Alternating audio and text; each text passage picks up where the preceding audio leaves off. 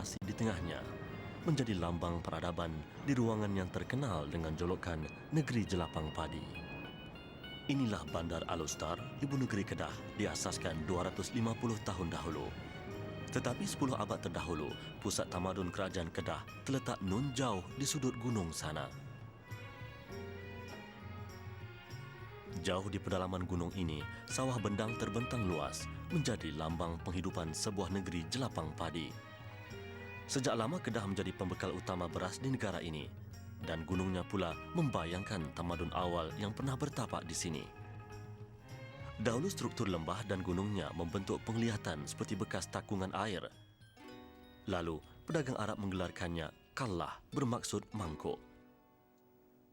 Antara abad ke-5 hingga ke-14, tiada pelabuhan di tanah Melayu yang setanding Kallah. Waktu itu, Kallah terkenal dengan ekspor pedangnya. Pedagang Arab menggelarnya sebagai Al-Saif Al-Hind atau Pedang India Tulen. Ketika itu belum wujud tamadun agung di Melaka. Kedudukan gunung di pinggir lautan dan sungai yang terletak bersebelahannya memberi kelebihan terbentuk pelabuhan besar. Di pinggir Gunung Jerai terletak dua batang sungai, Sungai Merbuk dan Sungai Muda. Dahulu keduanya dihubungkan oleh sungai terus. Di antara kedua sungai inilah terbentuknya tamadun awal di tanah Melayu, pelabuhan Sungai Emas dan Pengkalan Bujang. Malah jika dilihat melalui pancaran satelit menggunakan kaedah remote sensing, sungai di daerah ini 1000 tahun lalu diwakili oleh warna gelap yang menunjukkan bahawa waktu itu sungainya jauh lebih luas daripada apa yang dapat dilihat hari ini. Ketika itu sungai darah ini bersambung dengan sungai Patani di Thailand. Waktu itu, Patani dikenali sebagai Langkah Suka dan ia berada di bawah kuasa kerajaan Kedah Tua di Lembah Bujang. Inilah keadaan di satu sudut Sungai Muda hari ini. Pengaruh sungai ini dahulu berjaya merubah pegangan hidup penduduk di rantau negeri ini kepada ajaran Islam. Kawasan sungai ini dahulunya berperanan sebagai pusat perdagangan dan pelabuhan entrepot selama lebih 9 abad, bermula dari tahun 550 hingga 1321 Masehi, satu jangka waktu yang cukup panjang dalam sejarah tamadun Melayu. Di sinilah pusat persinggahan kapal di tengah laluan benua timur dan barat. Di pinggir sungai ini ditemui kesan tinggalan lama itu. Ia berjaya dikesan hanya dalam tahun 1980-an. Bekas binaan ini sebelum ini tertimbus oleh bumi. Kajian di tapak kota lama Sungai Mas di Kuala Muda Kedah ini membuktikan kewujudan sebuah pusat pemerintahan institusi beraja dan pelabuhan entrepot yang terawal di semenanjung Tanah Melayu. Menurut Kamarudin Zakaria, kurator arkeologi Sungai Emas, penemuan ini penting kepada sejarah Malaysia kerana ia menjadi bukti kepada tamadun berkerajaan terawal bangsa Melayu. Yang kita gali di kawasan ini yang berdasarkan bahawa di bawahnya terdapat bangunan. Jadi hasil dari penggalian yang kita buat, kita telah menemui runtuhan sisa-sisa bahan binaan yang digunakan untuk bangunan sama ada. Setakat ini, inilah antara binaan yang tertua pernah ditemui di Malaysia. Dari masa ke semasa, hasil penggalian ini berjaya membongkar rahsia tamadun silam. Antara yang ditemui ialah susunan bata di dalam telaga ini. Dipercayai inilah bekas tebing pelabuhan utama negeri Kedah 1000 tahun lalu. Kegiatan arkeologi di sini turut menemui bahan bukti kewujudan perhubungan dengan negara di benua jauh. Wujud perhubungan dengan pedagang-pedagang Islam di Parsi atau Asia Barat. Ini berdasarkan kita jumpa Islamic Glass atau kaca-kaca Islam yang dibawa dari Asia Barat dan juga sebahagian dari manik-manik yang kita dapat. Kita ada manik sini lebih kurang 35,000 manik. Ini antara 35,000 butiran manik dan kaca yang ditemui setakat ini di tapak arkeologi Sungai Mas. Ia menjadi bukti kepada tamadun kerajaan Kedah Tua, institusi beraja yang terawal wujud di tanah Melayu.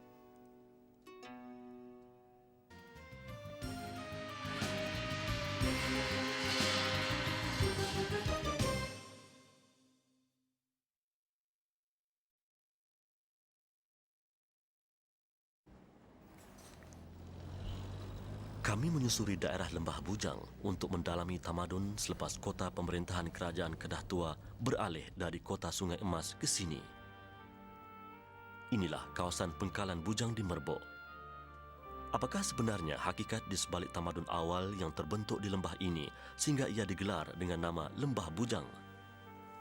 Segalanya terjawab dengan melihat sendiri nilai yang terdapat pada peninggalan bahan binaan yang tersembunyi di salah satu kawasan hutan di sini. Sebenarnya penggunaan bahasa Sanskrit boleh dikaitkan dengan agama yang dianuti oleh masyarakat Melayu purba tempatan ketika itu. Malah peninggalan agama Hindu yang mereka anuti masih boleh dilihat hingga ke hari ini, di mana terdapat beberapa candi yang berjaya ditemui. Satu daripadanya ialah Candi Batu Pahat ini yang dipercayai berusia lebih 1,000 tahun. Candi ini menjadi lambang peralihan zaman sebelum bertapaknya pengaruh Islam, dan ia menjadi ukuran menentukan teori kemasukan Islam di tanah Melayu selepas itu. Sejarawan menganggap sejarah Lembah Bujang sebagai penting kerana ia menceritakan tahap peralihan bagi sebuah masyarakat Melayu daripada satu agama kepada Islam. Malah peralihan itu menyaksikan perubahan daripada segi budaya dan cara hidup yang diamalkan. Tetapi apa yang menariknya, peralihan itu tidak membabitkan sebarang paksaan ataupun tekanan. Malah masyarakat Melayu Lembah Bujang menerima Islam dalam suasana penuh harmoni. Inilah titik tolak peralihan peradaban bangsa Melayu setelah itu. Batu nisan yang mencatatkan nama Ibnu Sirdan turut ditemui di kawasan ini, tanda bahawa peralihan itu berlangsung. Akhirnya, ia tiba di kemuncaknya apabila raja ketika itu, Maharaja Derbar Raja II, bertindak merubah resam hidup masyarakat negeri Kedah sebelum ini kepada satu era yang baru. Kerana adat yang berlangsung di rantau Melayu sejak dahulu menampilkan pepatah, raja disanjung, agama dijunjung, agama raja itulah agama rakyat. Maharaja Derbar Raja II memerintah negeri Kedah dari tahun 1136 hingga 1179 Masehi. Beliau meletakkan pusat pentadbiran pemerintahannya di Bukit Mariam, kira-kira 70 km dari sini. Dan baginda juga adalah Sultan Kedah pertama yang memeluk agama Islam, sekaligus menukar namanya kepada Sultan Muzaffar Shah. Dan Kedah selepas itu dikenali sebagai Darul Aman, perkataan Arab yang bermakna negara yang aman. Makam ini terletak tidak jauh dari Candi Pengkalan Bujang. Tetapi batu nisan Sultan dan kerabatnya telah diganti setelah yang asalnya rosak. Ciri nisan Aceh ini menjadi penanda tentang kewujudan seorang raja yang turut berperanan besar merubah anutan agama penduduk tempatan di abad ke-12.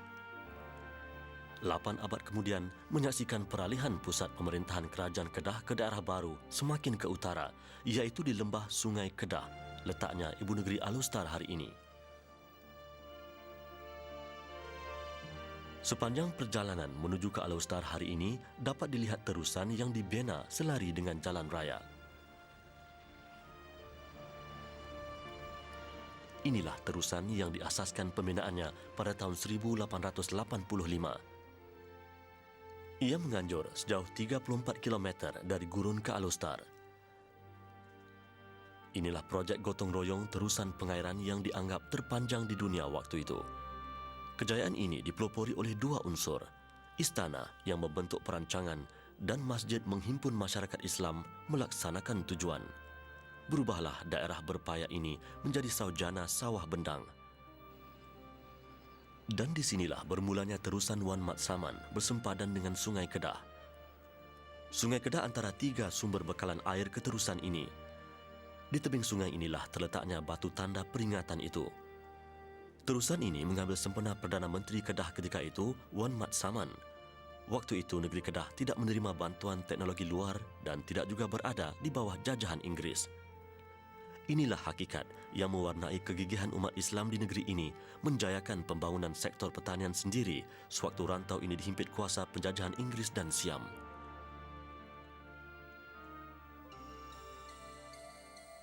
Pinggiran Sungai Kedah ini menjadi pilihan institusi Kesultanan Negeri Kedah Darul Aman mendirikan pusat pentadbiran. Inilah bandar yang dijadikan Ibu Negeri Kedah sejak tahun 1735. Wajah Ibu Negeri Kedah hari ini turut berubah. Di sini, beberapa aspek waktu silam masih kekal untuk dikenang. lambang tradisi kini berganding dengan unsur baru membentuk pandangan yang unik. Ruangan kehidupan turut memaparkan keunikan tradisi dalam kegiatan ekonomi. Pekan sehari atau dikenali sebagai Pekan Nat lumrah dilihat di mana sahaja di Malaysia hari ini. Tetapi dikatakan negeri Kedah menjadi perintis sistem ekonomi bercorak pekan sehari di tanah Melayu. Kini, Pertubuhan Peladang berperanan melanjutkan sistem perniagaan ini dalam bentuk yang lebih tersusun dan meluas di seluruh ceruk rantau negara ini.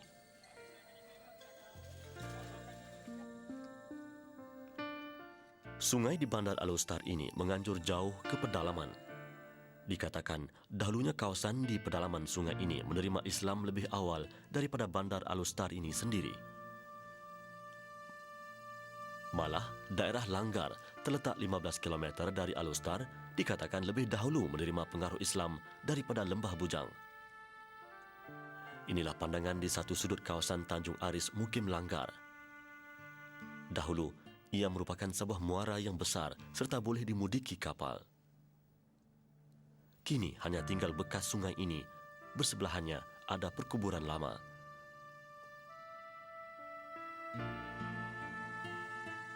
Inilah nesan seorang ulama bernama Syekh Abdul Qadir Ibn Husin Shah Alam bertarikh 291 Hijrah bersamaan 902 Masehi. Nisan ini ditemui pada tahun 1962. Jika bukti ini diambil kira, bermakna negeri Kedah adalah negeri terawal menerima Islam di tanah Melayu. Kesimpulan kajian sejarah perkembangan Islam di Kedah belum tamat di sini.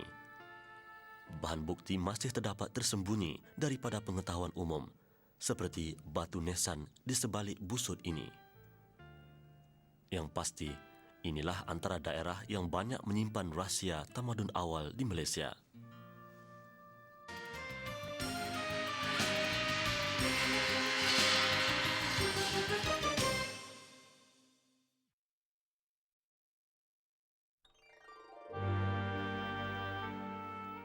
Daerah ini sejak lama terkenal dengan peradaban ilmunya yang didokongi istana. Maktab Mahmud, sebuah sekolah agama yang dibina pada 1936, mengambil sempena Sultan Mahmud, Raja Muda Kedah ketika itu.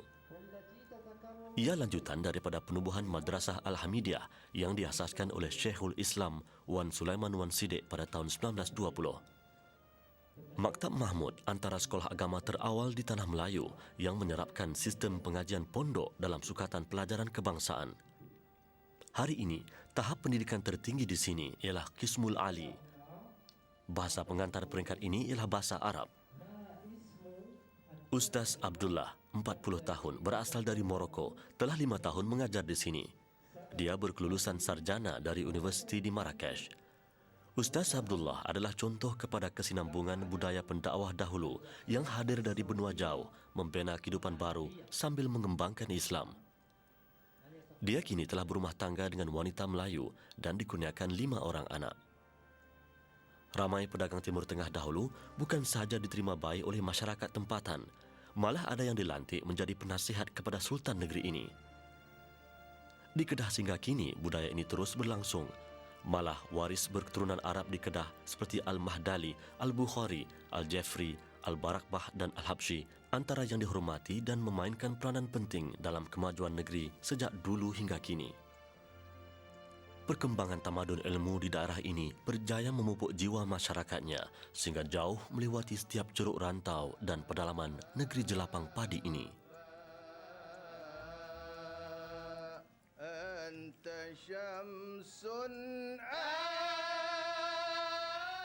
Marhaban atau selamat datang yang mengimbau nyanyian bangsa Muhajirin di Madinah menerima kehadiran Rasulullah SAW dengan alunan puisi ini turut melambangkan keterbukaan masyarakat Melayu menerima kehadiran pembawa agama dari benua jauh.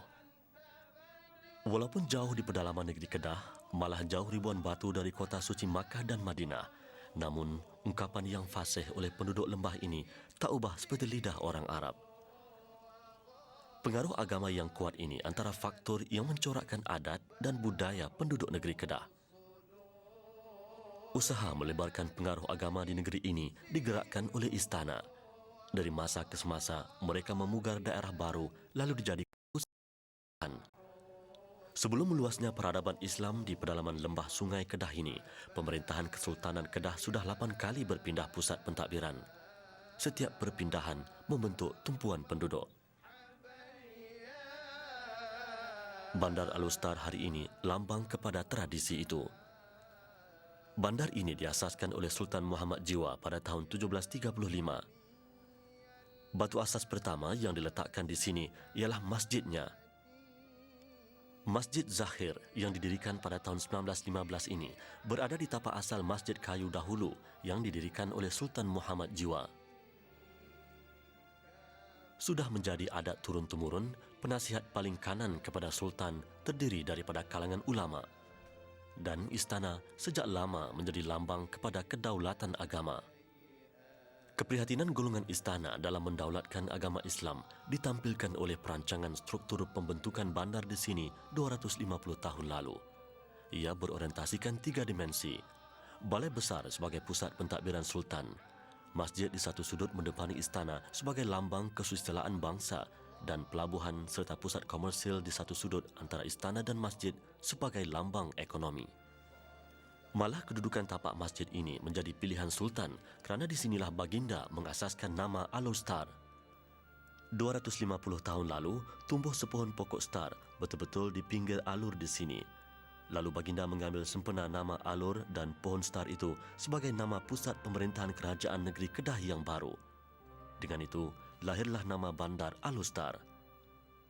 Inilah wasilah seorang raja meletakkan asas sebuah negeri bersama syiar agama.